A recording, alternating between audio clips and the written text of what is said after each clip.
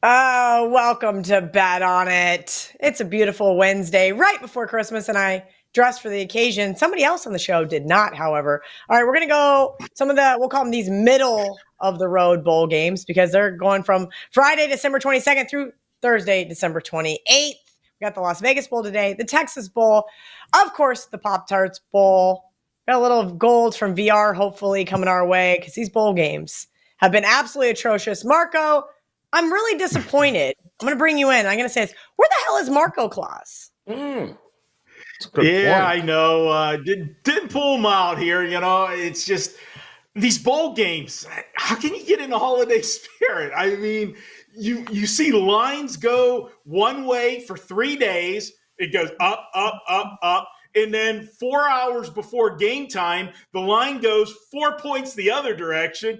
And then it's still, teams blowing 28-0. I give up, okay?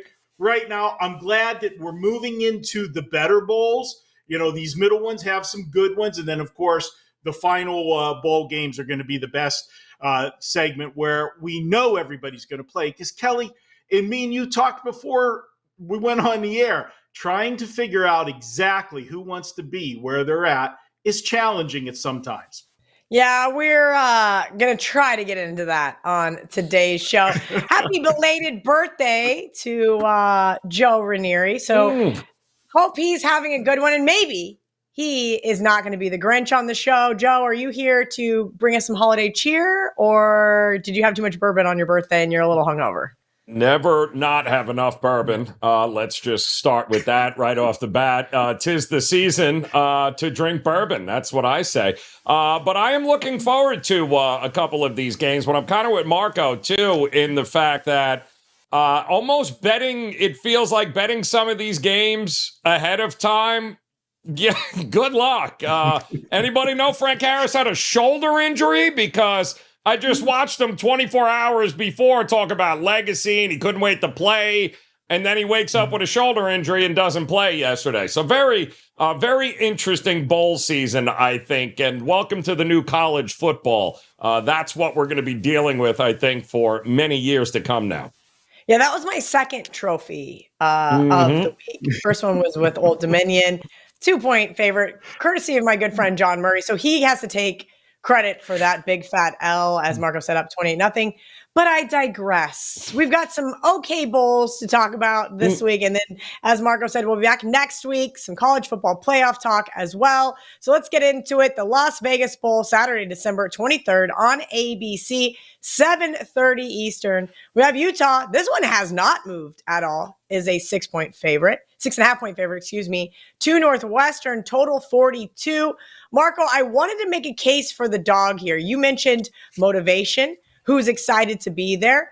But we all know Utah just joined the Big 12, and God, they don't shut up about talking about going to Las Vegas for conference championships or anything else. And I'm going, you do know a majority of the conference is in the Midwest, right, guys?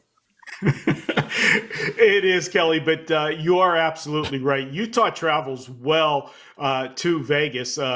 Last year, they were here for the Big 12 championship, as you said, actually here the last 2 years for the Big 12 championship. So they're not going to be in awe of playing at Allegiant Stadium. They're well used to it. They like coming here, and their fan base, it's not that far of a trip for them to come to Vegas, and they show up. And I look at this Utah team, and one of the things of why they've been so successful the last few years in the Pac-12 is the way they play defense. We know the Pac-12, most of those teams are finesse teams, a lot of offense, not a lot of defense. But Utah is a team nobody wants to play because they're very physical at the line of scrimmage. And I think that's going to bode well against this Northwestern team. Now, I know Northwestern went on a roll at the end of the season, 3-game winning streak to get them bowl eligible. They got in here, finished the season at 7-5, got over that magic number of 6. And all looks well with Northwestern, especially with the problems that they had at the start of the season with their coach getting fired and everything else. But I look at the end of the season stretch. Yeah, they went on the road and beat Wisconsin. I'll give them credit for that win. Wisconsin was down this year, but they're still one of the, upper half of the Big Ten.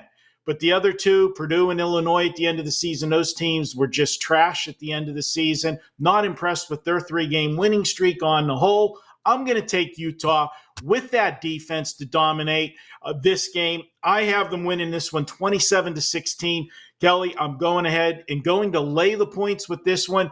I know we've seen a lot of high-scoring games so far in the bowls, and that's one of the things. We'll see if that changes as we get to the better bowls.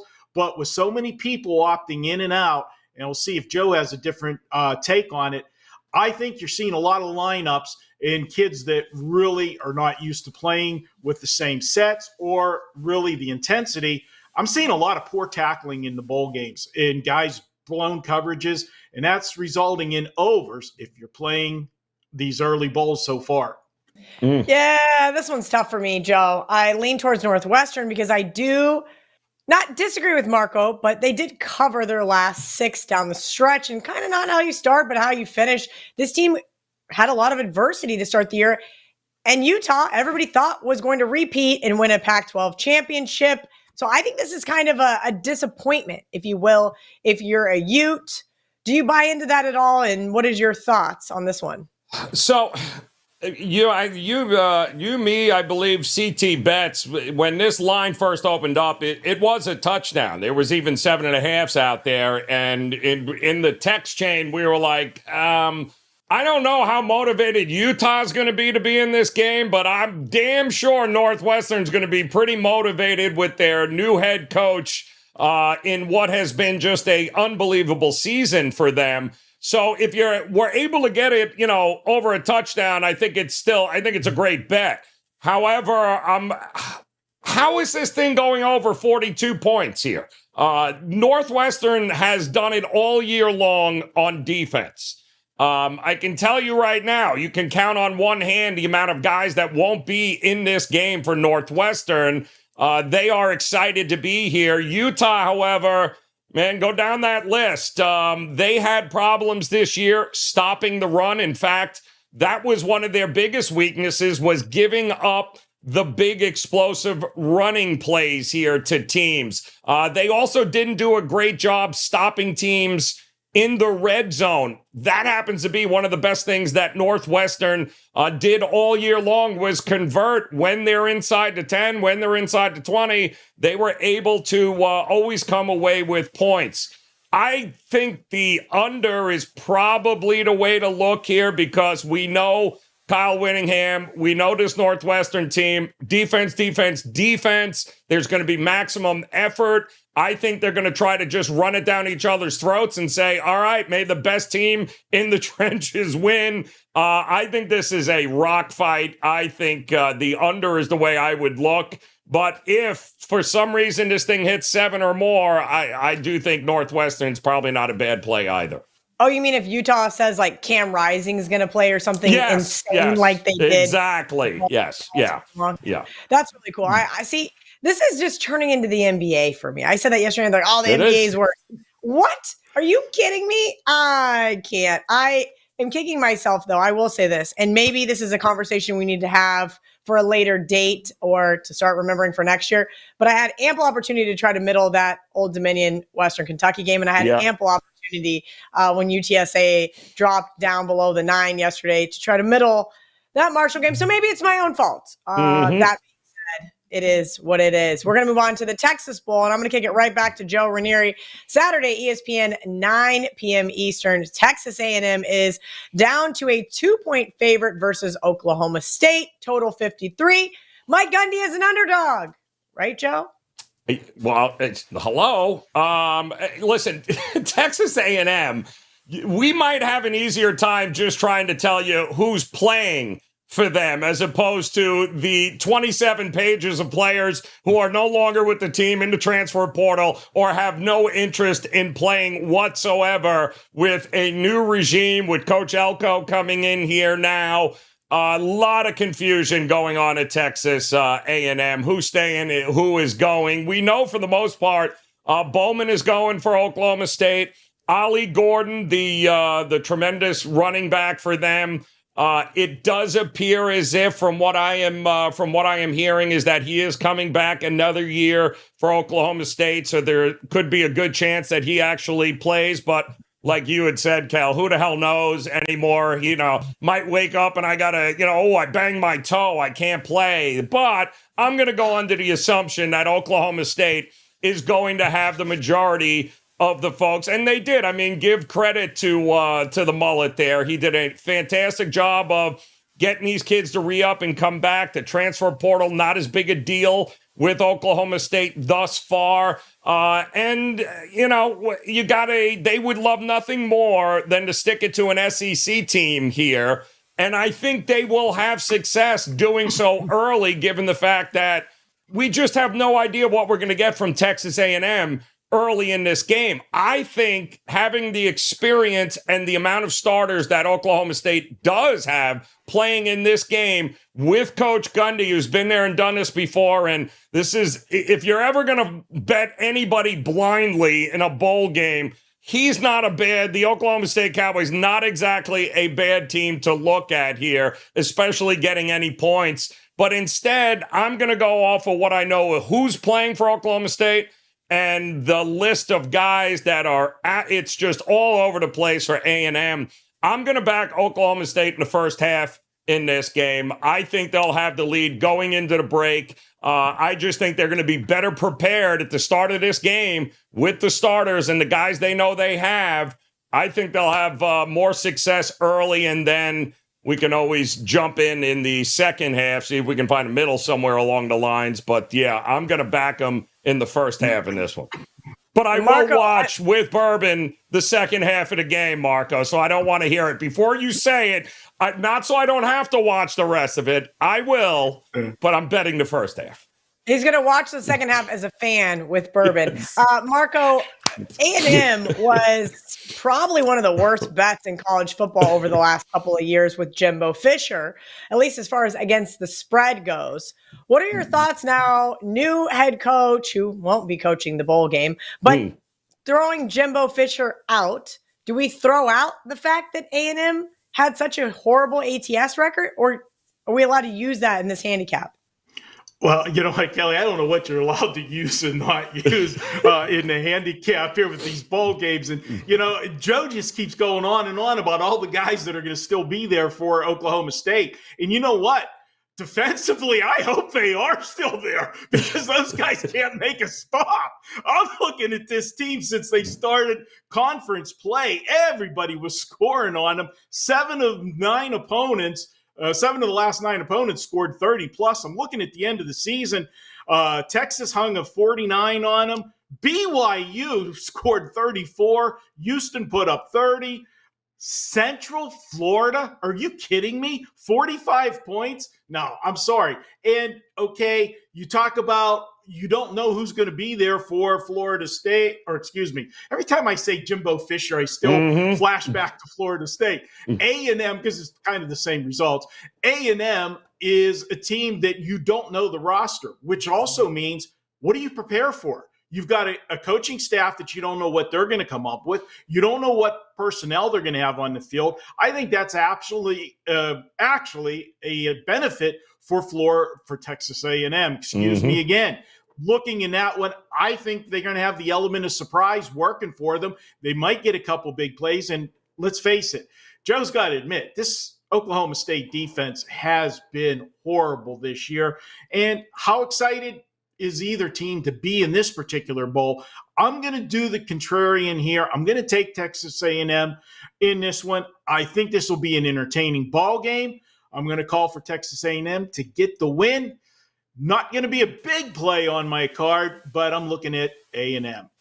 Okay, before we get into the Pop Tart Bowl, I just wanted to remind you guys that Ralph is not going to be on today's show because Ralph and I did an entire video on the bowl games. You can catch all of his TNA on that video on the Wager Talk YouTube channel. You can also go to Ralph's page, wt.buzz/RM, to get all of his TNA for these bowl games. Okay, last but not least, the Pop Tart Bowl. Marco, you and I talked about this one beforehand, and let's put it this way. There's been so many opt-outs or transfers that K-State players are now starting to announce that they're staying.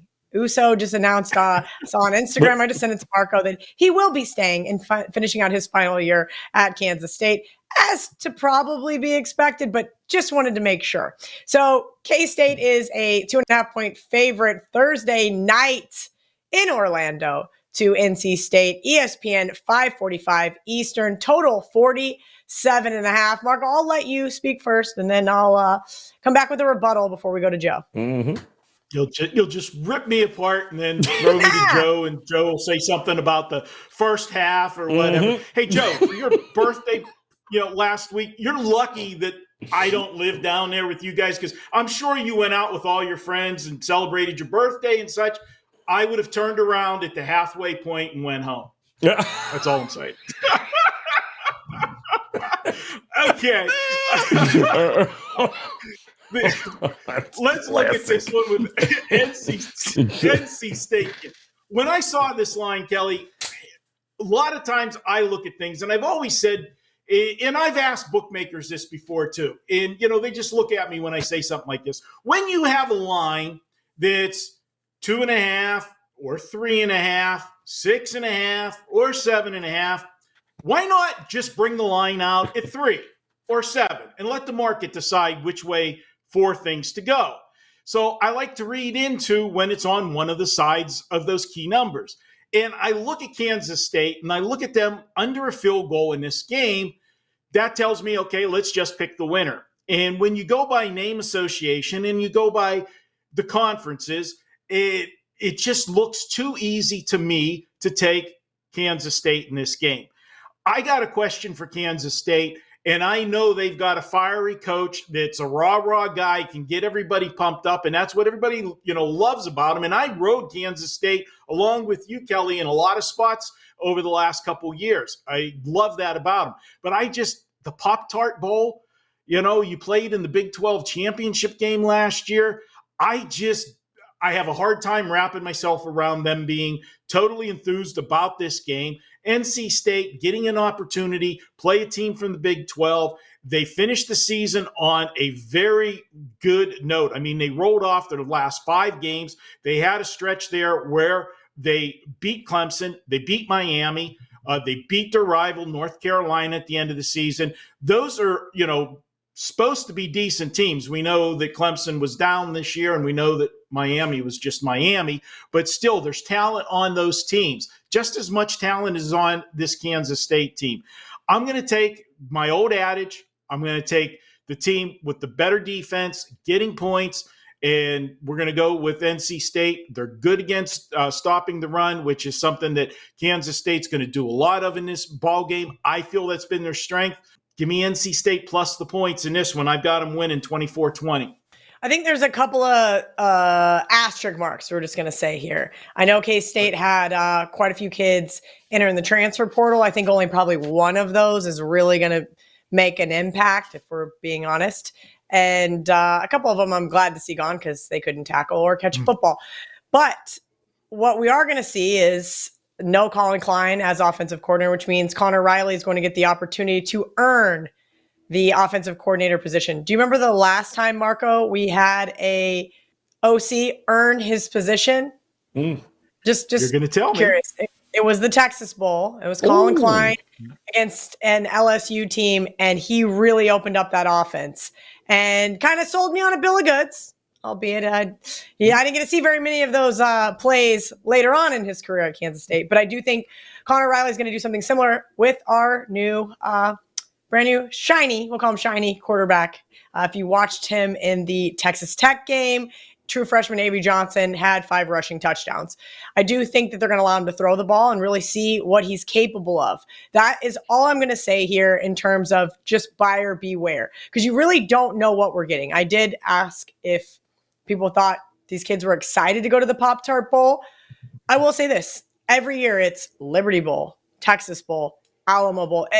Last year it was the Sugar Bowl. So maybe this is a letdown for this team who won a Big 12 championship last year, but I don't think it is. Going to Florida when it's freezing cold for Christmas with all your friends and family, there's going to be a lot of K-State fans there. I'm going to leave it at that. Joe Raineri, Your thoughts on this one?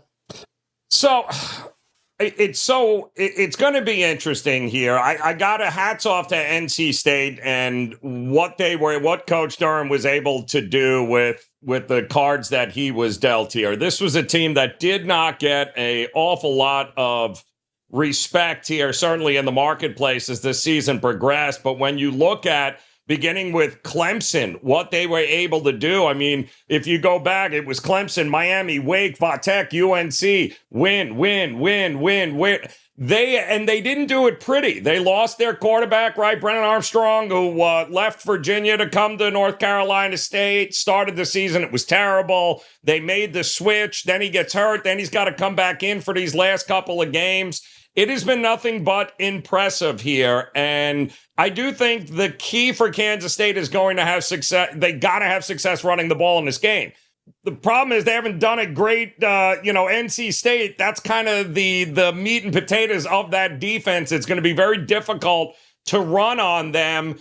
And I don't trust the passing game here for Kansas State to think that, well, quite honestly, we're getting anywhere near 47.5 points. I think this is going to be a defensive game. I think special teams is going to come into play here. I think this is going to be a battle for field position. NC State's going to have absolutely no interest in going up tempo and trying to get into any sort of firefight here with K-State. So to me, the best way to look at this is, and it hasn't moved, give me the under 47.5. I think it's a final possession kind of game where it's a field goal either way. I just don't think we're getting a ton of points in this one. It's going to be an interesting one for sure. From a fan perspective, I'll just say if they don't open up that offense, they better go hire Willie Korn. We're going to see how this best bet is because, again, anything can happen in this bowl season, and that sucks. But let's put a little caveat here. Currently, line is 13 in the guaranteed rate bowl, and I'm taking all 13 points. I know I bet against UNLV in the Mountain West title game. We laid it with Boise State, and they kind of ran all over UNLV and kind of hurt this team's ego just a smidge. They ended up 9-4 on the season, which is great for Barry Odom. But even better for you guys, they went 10-3 against the spread. Kansas finished the season 8-4 straight up. I know a lot of people thought that they were going to win 10 games. I don't know how, but they sure did. Vegas just over that number of 6.5 wins. I will say this. The favorite does really well historically in the guaranteed rate bowl, and that comes from our good friend Mark Lawrence. But I do like the double-digit underdog here in UNLV because this game does mean a lot to teams like UNLV that were in the absolute gutters of college football for so long. Getting the extra playing time, getting that extra game under your belt, all of these things help to prepare for next season, including getting a lot more eyeballs on you because you are playing the University of Kansas. Now, Kansas also, without their offensive coordinator, Andy Koltnicki, I think I said that wrong, and KU fans can make fun of me about it because he is going to Penn State. So Jeff Grimes will be taking over this offense. And if you guys remember him, he was at BYU previously. Now, I'm not saying that Grimes' offense wasn't okay at BYU, but I will say it was not as great. Now, he then went to Baylor, and it really started to open up. We will see if Jalen Daniels makes a play, but I highly doubt it. He will be coming back to Kansas next year. So keep in mind and keep an eye on that one because anything can happen here in bowl season. I understand that the Jayhawks are not going to lose this game, but I think the running Rebels are going to give them a hell of a fight. Wherever the hell the guaranteed rate bowl is. Phoenix, is that right? Good grief, it's tough to keep track of all these. Marco D'Angelo, just a short trip for the Rebs. Good God. These bowl games, they're just taking it out of me. Now I'm screaming over here, bah humbug in my red sweater. But I did wear it just for the Rebs and for all of you, because Marco's just not in the holiday spirit. So Marco, give me your best bet.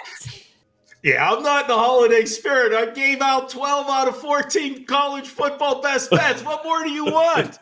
All right. Number 13 still pending. If you guys remember from last week, we've got a Thursday bowl game that we gave out last week, Syracuse is the best bet. So that's why we're not updating that record, because we're taping on Wednesday. So be sure to check out tomorrow's game.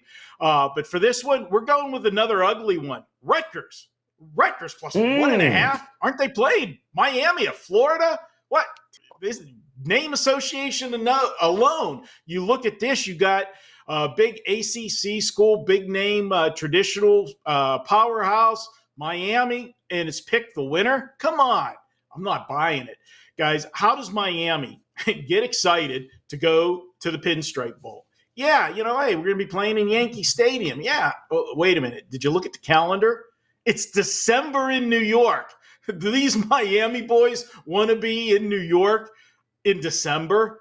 This is going to be like a home game for Rutgers. They're just going to have to, cross the bridge and come into New York and get ready for this one. You saw all the hype and hysteria they had over one win from the Giants and Tommy DeVito. They'll get excited about this Rutgers team taking a chance to bring down Miami. And let's be honest, Miami has underachieved all year. We've made fun of Cristobal as a head coach how many different times, and going to jump in front of them today with this one. I like Rutgers here. You're looking at a team that if you look at the end of the season, you're going to see 4 big L's for Rutgers. And you're going to say, why in the world would I want to back them? Well, here's why. They got a chance to get that bad taste out of their mouth in a bowl game against a big-name school. If you look at that 4-game losing streak and just don't look at the L's and look at the teams they played during that 4-game losing streak, they played Ohio State, Iowa, Penn State, and then, the last game of the season, they got trounced by Maryland. They played 3 of the best defensive teams in the Big Ten. And I'm not talking average defensive teams. These were shut-down defenses. That's not Miami. I like Rutgers in this spot. The line in itself is telling me they're begging you. They're begging you to get Cristobal. I ain't doing it. I've been Cristobal enough this year. We're taking Rutgers plus the 1.5. They win this one 27-20. I'll take Rutgers to pull the upset. Mild upset, but the upset. Sorry, Marco. I already took 2.5. So that is going to be a nice CLV loser for me, because that is how bowl season has gone. But you tried. And that's all that matters at this point in time. Joe Raineri. Marco. In order not to get Cristobal, you avoid him like he's herpes. That's how you don't get Cristobal. It's not just about him losing when you're backing him, but it's about going against him, and I'm sticking it to you there too, Marco. So you avoid it, get the shot of penicillin, and avoid it altogether, and you move on. That's all I have to say there. Mark. Unbelievable. Sorry. All right, Joe, give me your best bet. I got other shows to start filming. Sorry, I just did the. I just bitch more about the bowl game. But I'm not. Yeah, it's just the whole idea of being Cristobal.